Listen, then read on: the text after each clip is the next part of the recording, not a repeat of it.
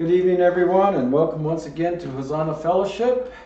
Tonight we're going to continue in our study through the book of Genesis. We've come to the 34th chapter in our study here. Tonight we're going to look at a cultural clash. And actually we've seen several cultural clashes as we've gone through the scriptures this far. We've seen, when Noah was trying to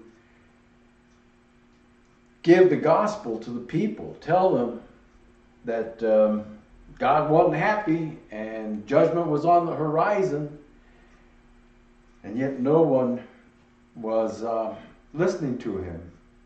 There was one godly family left.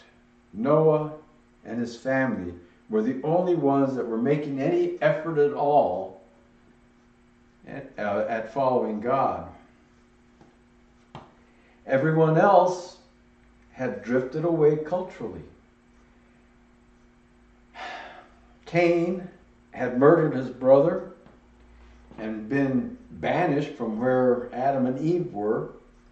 And as time went on, more and more people were walking in the path of Cain than there were walking in the path of the Lord. To the point that there were only 8 people left on the earth that were paying any attention to God at all. And the marriage customs were the biggest thing that, the last straw, basically, as we saw in the 6th chapter, that men, when the sons of God saw that the daughters of men were beautiful and they started marrying all that they wanted, however they wanted, most likely they were practicing a type of genetic engineering where they were trying to breed giants, or through selective breeding you could breed for whatever trait you want. And it is possible also that they were fallen angels that were having relations, physical relations with human women, trying to breed an unredeemable entity, which would have been part of Satan's plan. He would have wanted that so that, I've got you, God, you can't redeem these guys. So the enemy has always tried to thwart God's plan. And as we've gone along, we saw that there was a cultural clash with Abraham and the Egyptians and the Philistines, Isaac and the Philistines, Abimelech, he was a Philistine king, and how people did some compromising here and there. The worst instance of compromise was probably with Lot, who went down to the valley near Sodom and Gomorrah, and there was more of an enticement all the time, and he got closer and closer. And when we finally see him in the 18th chapter, he is sitting at the gate of Sodom, acting like a judge among the Sodomites. The clash of the culture, where he had been raised with Abraham, knew God, at least knew of God. And yet that enticement, the fun and the nightlife and all those things that opulence brings, all those entertainments had enticed him away from the path that God would have him follow. We saw that they were doing what was right in their own eyes again. And Jacob comes along, and his name means supplanter or heel catcher, and we see that he's a bit of a scoundrel. He's always trying to scheme and get over on somebody. And after stealing the blessing from his brother Esau, he has to get out of there because Esau wants to kill him. So he they come up with a plan, his mom and him, and he goes off to Haran to find a wife. And he got another data point in dirty dealing. When Uncle Laban says, okay, we'll make a deal. You work for me for 7 years and you can have Rachel, my daughter, to be your bride. And on the wedding night, he switches daughters on him, and in the dark and with a little vino to cloud his vision. Jacob wakes up in the morning with Leah instead of Rachel. He says, hey, what gives you? What have you done to me? So Laban says, well, that's not the custom around here. In our culture, the older has to marry before the younger. So, I'll tell you what I'm going to do. You work another 7 years and I'll give you the other one too. So he got that finagling. Laban finagled Jacob into working another 7 years. And then Jacob worked for another 6 years after that to get the flocks and the herds so that he'd finally have something to show for his efforts. The time finally came for him to go back to Canaan. And last week we saw how he wrestled with God and finally came down to see his brother Esau. So after 20 years, Jacob returns to Canaan. He wrestles all night with God, and he is so stubborn that God has to hurt him for him to stop fighting his own good.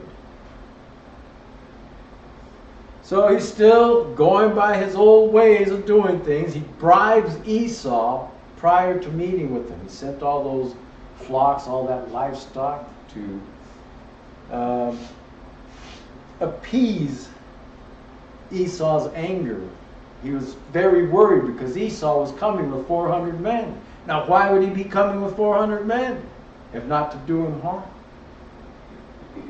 And it's quite possible that that is exactly what he was thinking until he saw all those flocks. And they make it sound like, oh, you don't have to give me anything. It's so good to see you. But in reality, Esau was a worldly man and caught up in trying to gain riches all the time. So he probably wanted all that stuff, even though he told Jacob that he didn't have to do this. But after 20 years, they finally meet, and this family reunion seems to last less than 20 minutes. Oh yeah, I'll come down to Seir, Jacob tells him. But he doesn't go to Seir as he promised. He goes to Shechem instead. He buys land and he settles in Shechem. And this is a picture that we took at the Nazareth village. And it's a recreation of what they think the village life would probably have looked like at the time of Jesus. See, you have all the kids here, and they're all dressed in garb from the time. All the people are, and you have a little flock of sheep, a goat or two, some chickens running around, and a little beast of burden. These donkeys are beasts of burden to help with all the work that's going on. But it's village life, and it would have looked kind of like this, even though Jacob had huge flocks by this time. Lots and lots of livestock. But he had bought some land and was settling in, and probably planted a few trees and whatnot, and life is good, right? But Shechem was a place where Hivites lived. And let's go ahead and pray and get to the teaching, to the reading, that is. Father, we thank you for your word. We thank you for what you're doing in our lives. We thank you for the lessons that you give us. And pray, Lord, that we would be able to take the lessons to heart, that we might understand that love that you show through your word, even when there's harsh lessons, Lord, your love just supersedes the harshness of it. Help us to always look to your love and understand that you truly love us, even when we see things that are perhaps a little difficult. But those testings are to grow us in you, as we discussed this morning in our teaching in Mark. And Lord, we pray that you would fill our hearts with your love, that we might reflect that love about us, that you would cause us to receive understanding as you make clear the message that you're giving us through your word, that we might come to know and understand you a little bit better, and that you would nourish our spirits through the spiritual food that is your word, Lord, as you are drawing your remnant unto yourself and causing us to be conformed to the image of Jesus. Lord, glorify yourself through what you bring about this night. In Jesus' name, amen. Verse 1. Now Dinah, the daughter of Leah, whom she had borne to Jacob, went out to see the daughters of the land. And when Shechem, the son of Hamor, the Hivite, prince of the country, saw her, he took her and lay with her and violated her. His soul was strongly attracted to Dinah, the daughter of Jacob. And he loved the young woman and spoke kindly to the young woman. So Shechem spoke to his father Hamor, saying, "Get me this young woman as a wife." Different rules. There's different rules among the Hivites than there are among the Jewish people, the Israelites. Dinah was curious. She wanted to see what the other girls were doing. How are they dressing? How are they fixing their hair? What's the makeup like that they're wearing? Are they putting some nice piercings in their ears and in their nose? And what else are they doing? Are they getting all tattooed like the men are doing? What are the girls doing? What are the fashions? You know, those draws are still there today. There's the attraction. What's happening in the fashion world? Girls want to go to Fifth Avenue in New York and see what's happening with all the models and everything. Want to become a model, even if it's for Victoria's Secret, where there aren't many secrets being kept as they're walking down the runway wearing them things. But all the trends, what's happening today? She's curious. And there's great cultural differences. Not only do the girls over there dress different, the attitude towards women is probably a little bit different. Not that it was good under the Jews, but it was worse under those other tribes, those other cultures. So she's over there, she's curious, she wants to see what's going on, and she is forcibly raped by the prince of the land.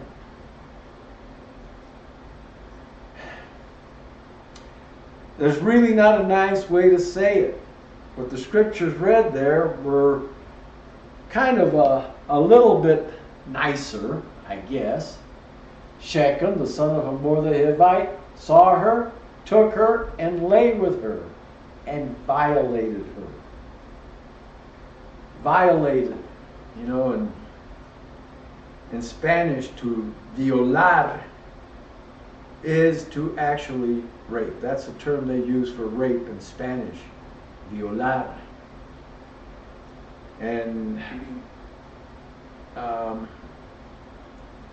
some people use a false cognitive from around here, rapar, but to rapar is actually to kidnap, not to forcibly rape. But that's a little bit of language lesson that isn't all that important. What happened was that Dinah was forcibly raped by the prince of the land. And this was considered a horrible crime in Israel. It's a horrible crime in our culture. And it is such that, with this Me Too movement, wow, men are getting to where they're afraid to even look in the direction of a woman because they're afraid of being accused of something terrible, being thrown under the bus in the Me Too movement. Because everything is taken to the extreme. And yet there are those who have done horrible things against women because of their political position. They're not touched at all. But this was a horrible crime in Israel, and this was a forcible rape. It wasn't one of these date rapes where things just got a little out of hand and it got hard to stop because they were heading in that direction anyway. But this was totally unconsensual. She was walking away, he grabs her and has his way with her. Now, apparently within the cultural norms of the Hivites, it wasn't such a bad thing. It was within the cultural norms of the Hivites. These Middle Eastern cultures. We see that under Sharia law with the Islamists. We see these Islamists saying that if a woman comes into their areas and is not a Muslim, they have a right to do such horrible things to her. That's their cultural norm. And then they'll say it's her fault because she was unaccompanied by a male member of her family, or she wasn't dressed in accordance with what they consider proper. And so, according to them, she asked for it. Those are the cultural norms in that culture. It seems that everyone wants to think that everybody else thinks the way they do. That is not the case at all. Not by a long shot. And if you don't pay attention to a culture that you're going into, you could wind up in a lot of problems.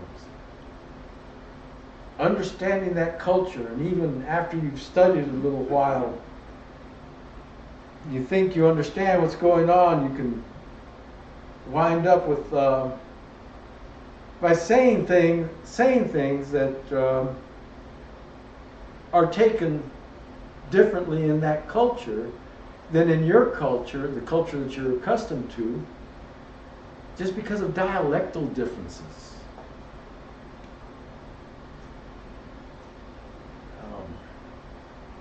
Well, we got a lot to cover, so we won't go into that any further right now. But cultural norms are different, and not everyone sees things the way we see things. And we don't see things the way they're seen in other cultures either. I'm not trying to make a value judgment, I'm just stating a fact. But Shechem, it seems, fell in love with her and asks his father to arrange a marriage with her. It's mind-boggling, isn't it? I mean, what better way to lay the foundation for a marriage than a forcible rape? But that's what Shechem is trying to do. Verse 5. And Jacob heard that he had defiled Dinah, his daughter. Now his sons were with his livestock in the field. So Jacob held his peace until they came. Then Hamor, the father of Shechem, went out to Jacob to speak with him. And the sons of Jacob came in from the field when they heard it, and the men were grieved and very angry, because he had done a disgraceful thing in Israel by lying with Jacob's daughter, a thing which ought not to be done. But Hamor spoke with them, saying, "The soul of my son Shechem longs for your daughter. Please give her to him as a wife, and make marriages with us. Give your daughters to us, and take our daughters to yourselves. So you shall dwell with us, and the land shall be before you. Dwell and trade in it, and acquire possessions for yourselves in it." There's a reaction. Jacob, when he finds out, holds his peace until his sons come. And the rapist's father goes to talk to the victim's father. Wants to work things out. Her father and brothers are enraged. In our culture, that would be the result as well. And I'm sure that what they're seeing in Europe, France, and Germany, and England, where there are no-go zones, where the Islamists have taken over, and rape gangs running around, when someone who's not an Islamist sees their daughter victimized in such a way, no doubt that they're enraged. And yet, in a situation where there's not much recourse available to them.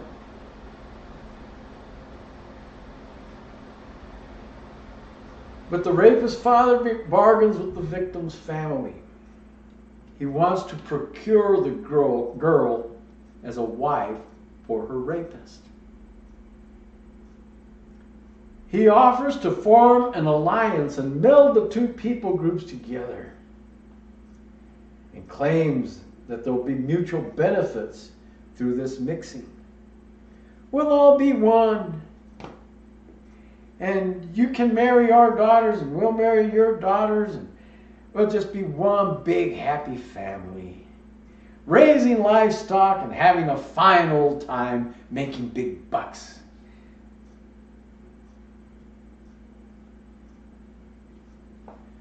Then Shechem said to her father and her brothers, "Let me find favor in your eyes, and whatever you say to me I will give. Ask me ever so much dowry and gift, and I will give according to what you say to me. But give me the young woman as a wife." A request on the part of Shechem. He offers a large dowry, a bride price. Let me buy her. I'll give you enough money to cover over the problem. And we see people with money can still get away with things today, but instead of covering over the problem with the family, they go through a lawyer. But they still get their way. And Shechem, perhaps he is attracted. It says that he is. But perhaps he's feeling guilty. Perhaps he's realizing that this wasn't exactly voluntary on her part. And he knows that he did wrong. He can understand why her brothers and her father are upset with him. And so this guilt might be driving him also to try to cover over it with enough money. But you notice that in all of this, nobody has bothered to ask Dinah a thing. Nobody has asked how she feels about it.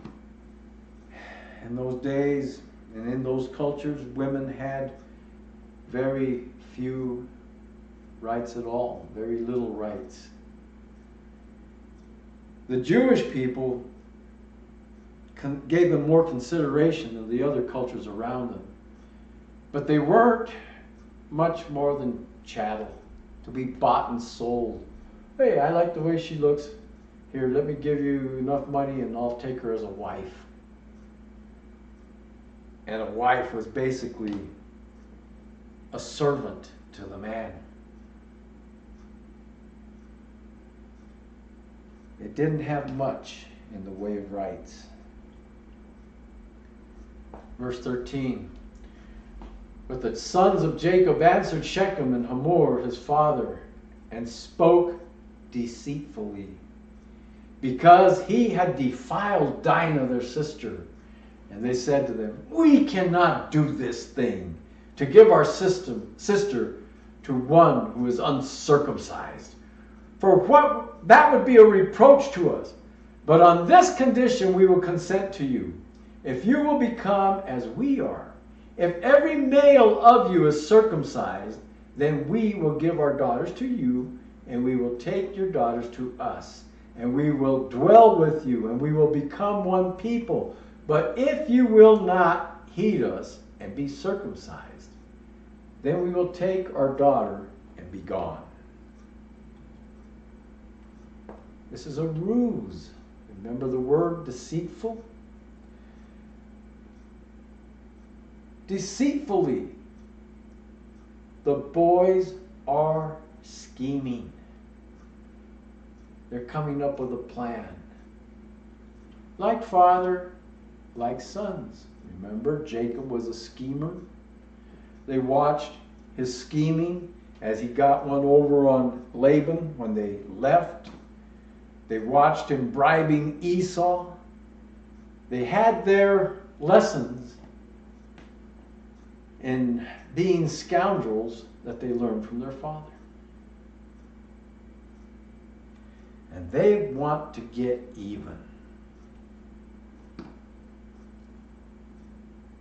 They use a feature of their religion as a pretense. And in this pretense, they focus on an external aspect, the circumcision. But they don't give the full meaning of that custom of circumcision.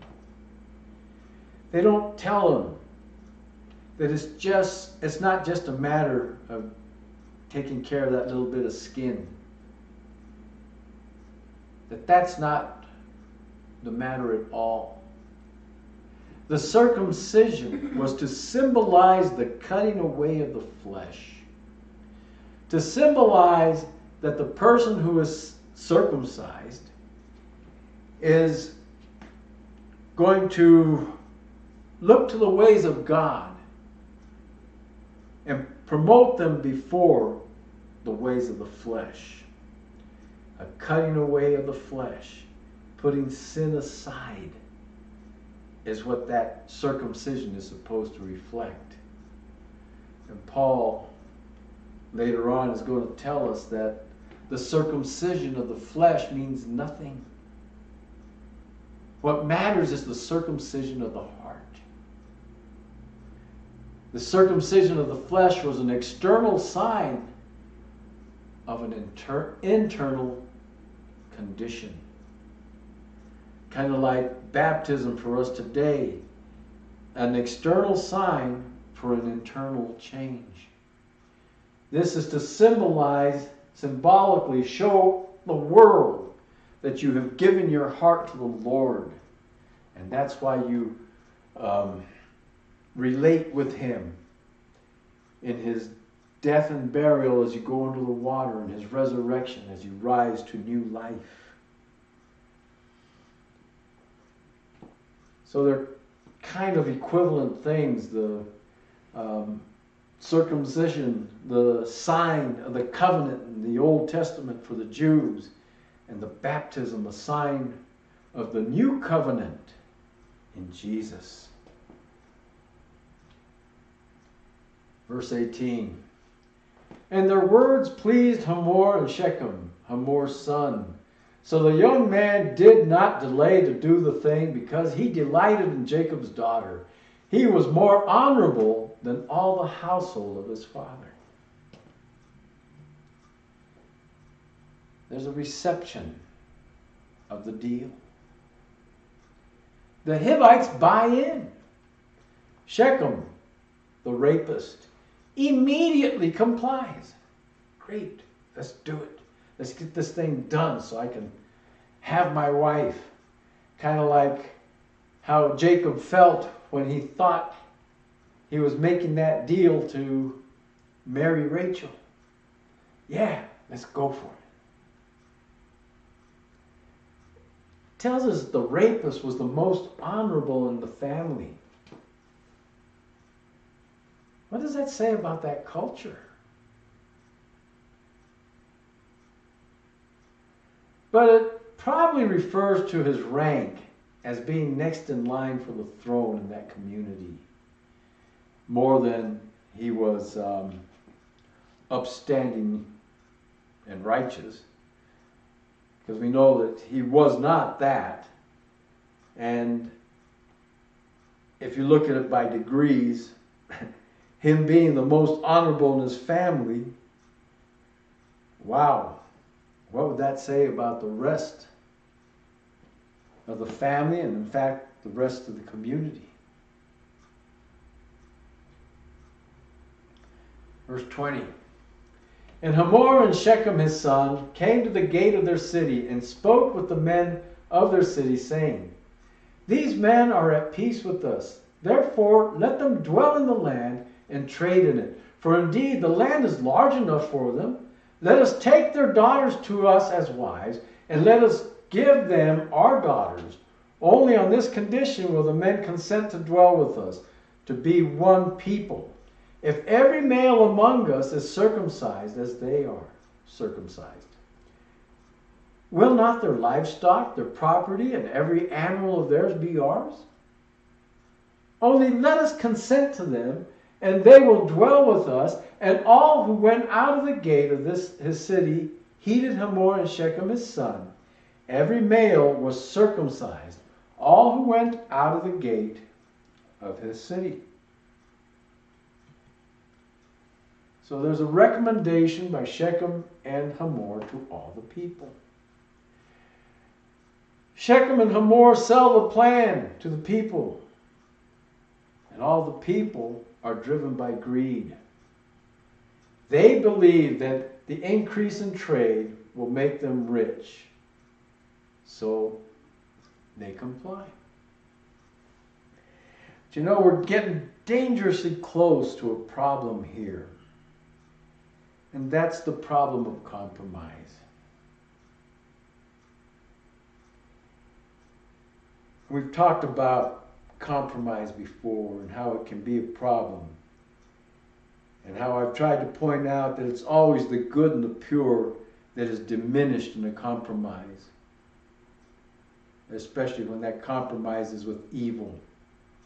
So you have these pagan believers, materialistic pagan believers, and you have God's chosen people. And they're talking about forming that union to form one people. What would be the result? I mean, we would hope that the godly people would draw the ungodly people into the path that God would have them walk. But over and over and over and over we see that whenever there is that compromise, it's the evil that draws away the good. Examples on up into our times. Syncretism. The combining of religions. The Roman Catholic Church. When Constantine moved Goths into Spain to keep a lid on things for him. And they had been Romanized. He issued the Edict of Toleration, whereby Christianity was no longer religio illegittimo, an unlawful religion.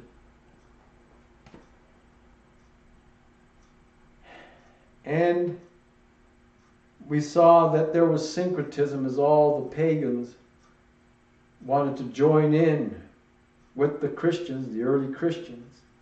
And they brought in all those symbols from their religion, all those trappings that came with it, so that pretty soon we had Christians coloring eggs in the springtime and hiding them and chasing after rabbits and stuff. And we had the Yule log being burned at the solstice in the wintertime, and the evergreen tree being brought in on the following morning.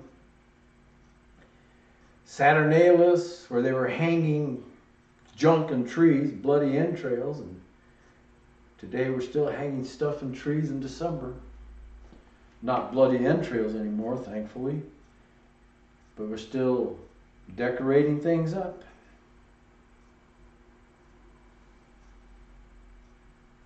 And then we saw in the New World, and with the slaves that were taken over into the Caribbean and the various islands, that the Catholic Church itself, the product of syncretism, became the foundation to syncretize with the pagan religions, the native religions, as well as the African religion, primarily the Yoruba, and all these things, to where we still see voodoo, magumba, and santeria being practiced in our day.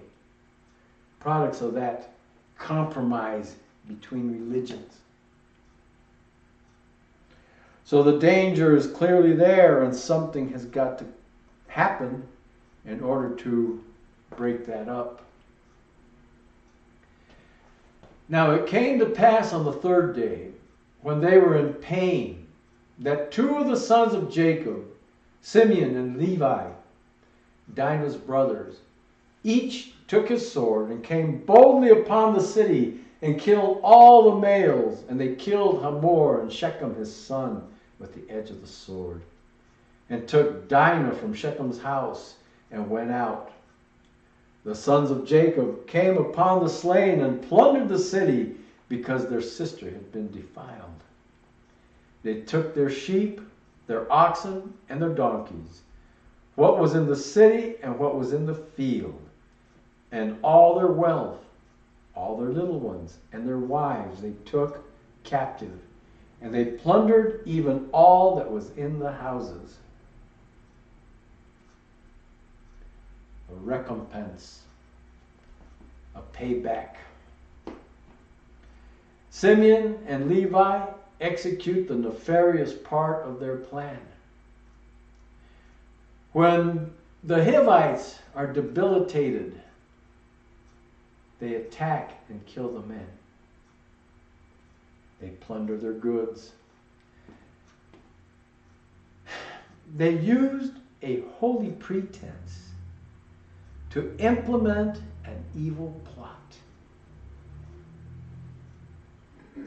Divine deception. Divine deception. This is a concept that still goes out. It's practiced today. The Hare Krishna. I remember the first time I ever saw Hare Krishna was in early 1970, when I got sent to the cable lane ship there in Boston, and she was in the yards. And I went down to the common and I saw these Hare Krishna in their saffron robes, and a guy with a drum with a big hit on one end and a little hit on the other. It's boom, doo doo, boom, doo doo, boom. And the girls, their little finger cymbals. And they're all singing, Hare Krishna, Hare Krishna. And I'm looking at this and I'm, wow, what's going on here? The guys with the scalp locks, their head shaved except for this little doodad on the back. And they're all getting into this music and stuff. And they would hand out their literature, different books and whatnot, trying to get you to donate to them. Then they tried to sell you flowers so that you could make a donation to their cause. You know, here, I'll buy this flower from me. And later on, in order to deceive, they would put on a suit, wear this dog hair wig. Usually they had tennis shoes on because they wouldn't touch leather. And they tried to fool you so that you wouldn't know that they were Hare Krishna. And they termed that divine deception, the whole concept being that it's okay to lie if you're lying for God.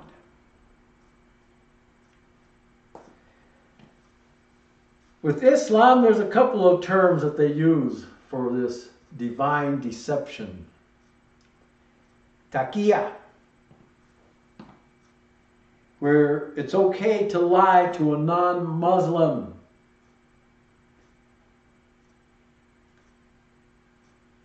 And a hudna. Now, hudna is a peace treaty that's put in place only to get your enemy off guard. And when you acquire enough strength, you feel that the time is right, that you could get over on him, you attack him. And Muhammad himself practiced the hudna, made a peace treaty for, I think it was supposed to be 7 years with one tribe. And things are going fine until he garnered enough strength. And after 3 years, he broke his own treaty and wiped out that tribe. A hudna, in order to get the advantage on your enemy. The taqiyya, just lying, again, to get advantage on a non-Muslim. And they practice that today. How much trust can you put in someone who, as a matter of their religion, is told that it's okay to lie to anyone from a different religion in order to promote your religion? Divine deception.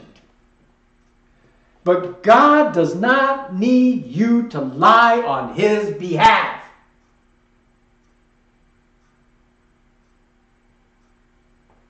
Plain and simple. He's the King of the universe. He can make things happen. He does make things happen. He doesn't need you to lie.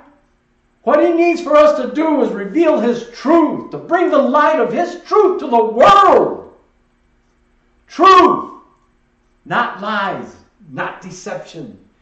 That is the realm of the enemy, to deceive, to contrive all these things, to lead you away from God's best for you.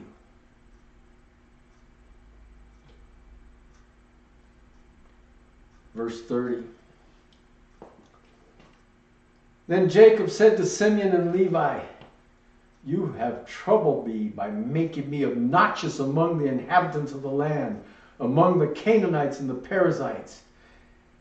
And since I am few in number, they will gather themselves together against me and kill me. I shall be destroyed, my household and I." But they said, Should he have treated our sister like a harlot? There's remorse on the part of Jacob. He's sorry for what his sons have done. But he is selfishly focusing on how he is affected by this conduct of his sons.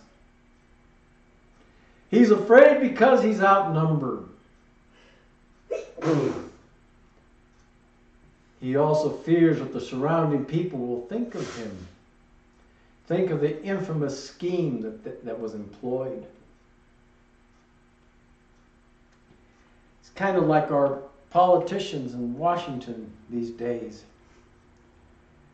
where there's always this scare tactic when one group wants to get its way.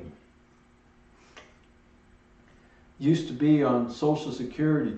Oh, you got to vote with us. You got to be with us, or the other guys are going to take your Social Security away. And of course, that never happened. Nor will it ever happen. Because the guys on the other side of the aisle understand that Social Security has become a necessary thing, even though when it was first implemented, it was totally unconstitutional. Remains unconstitutional, it's just that we can't do anything about it.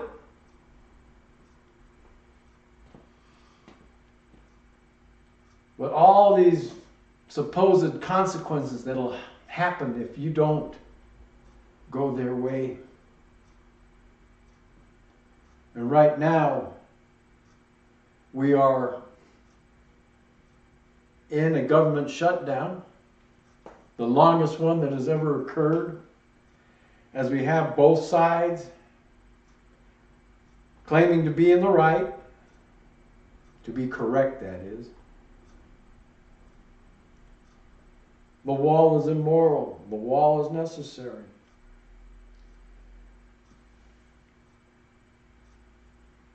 Meanwhile, 800,000 government employees are without paychecks. And it'll be settled sooner or later, and they will get their back pay. Nobody works for the government without eventually receiving their pay. But things can get very tight for them that are not getting their paychecks. Well, of course, we don't get the whole story from those that are trying to promote their view. See, those 800,000 are non-essential government workers. The essential workers, they go chugging right along.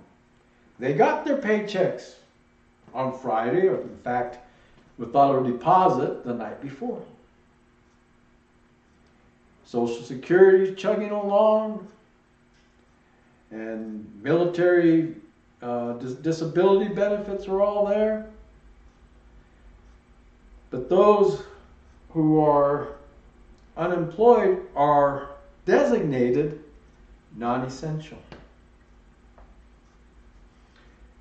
Which begs the question, since government is so expensive and inefficient, why do we have non-essential employees?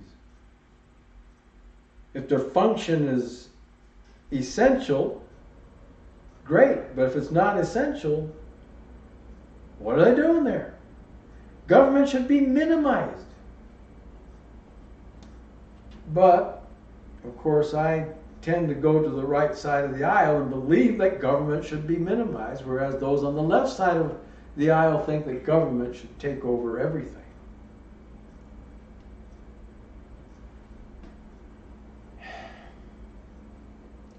But fear of the people is what's driving Jacob. He's afraid of what might happen to him because of this scheme that was employed by his sons. Fear of the people driving our politicians.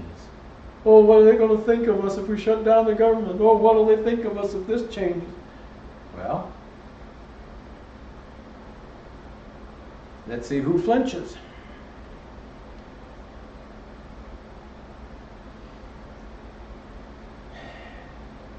In the end, there are consequences for Simeon and Levi. And we'll see this in Genesis 49, or we will see it when we get there. Verses 5 through 7 say, Simeon and Levi are brothers.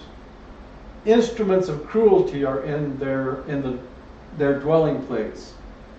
Let not my soul enter their council. Let not my honor be united to their assembly.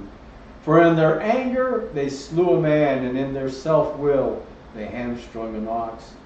Cursed be their anger, for it is fierce, and their wrath, for it is cruel. I will divide them in Jacob and scatter them in Israel. So this means that they are not going to receive an inheritance like all the other tribes. And Simeon never did. He'd get a little place in this tribe's territory, another spot in that tribe's territory, and he was dispersed throughout all the land. And Levi also was dispersed, but for a different reason. Levi is the tribe from which Moses came, or will come. And Levi becomes the tribe of the priests, the Kohanim, the priestly clan, the ones who are supposed to be serving God and sacrificing the animals on behalf of the people and performing all the different rites and the feasts. But they are divided throughout the land in order to minister to the people in the different areas. But nonetheless, they're going to be scattered throughout Israel.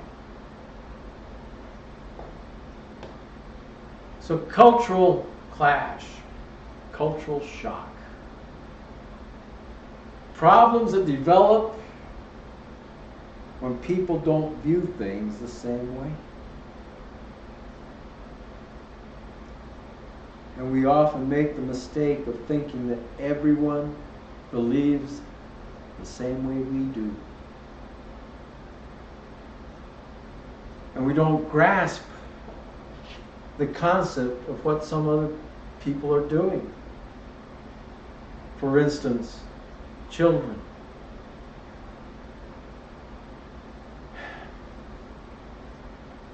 Believers care for children. We talked about that this morning in our study in Mark.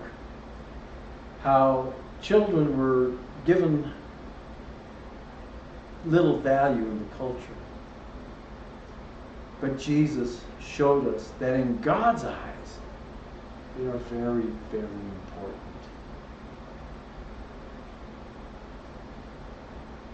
And from God's perspective, anyone that hurts them children, his children, that it would be better for them to have a millstone tied around their neck and be thrown into the depths of the sea.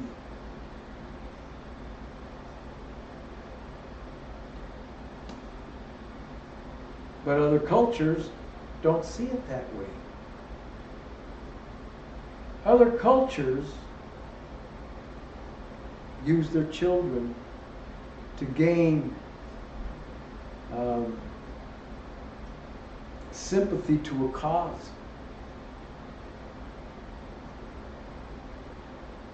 Like the Hamas down in Gaza, putting rocket launchers and mortars in schoolyards and in hospital parking lots, so that they will incur collateral damage if the Israelis try to come against them. So they want to be able to rain the rockets into Israel, the mortar shells, lob them on in, and get the public sentiment against Israel when they retaliate, and there's collateral damage incurred. And we see it on our own border, where the children, little children, are being brought in these caravans and pushed across our border to further the political cause, to get the sympathy of the people promoting their cause.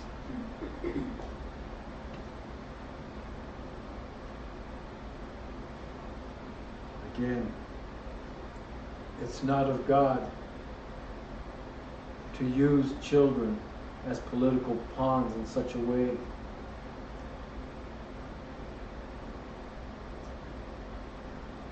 It's not of God to hurt the children, but that is a cultural thing in cultures that basically do not understand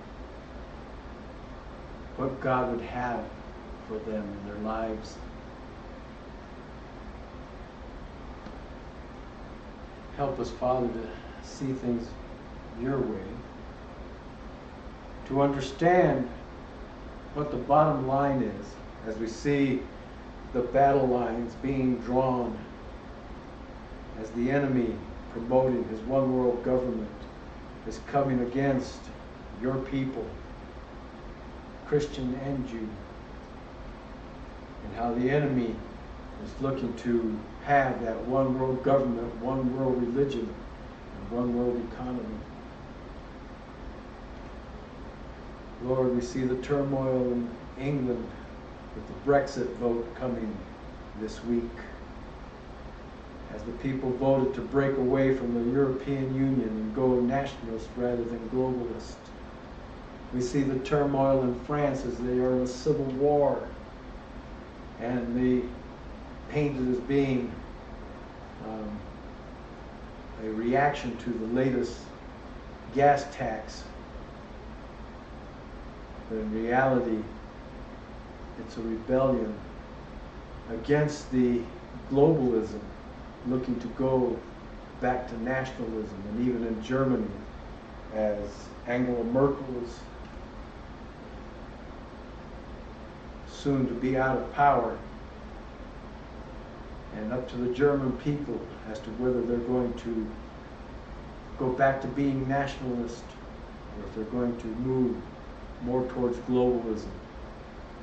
And we know, Lord, from your word, as you tell us in the book of the Revelation, that in the end, the globalists are going to have their moment, but it'll be a short-lived moment as you come against that and destroy all that they stand for, all that they try to establish.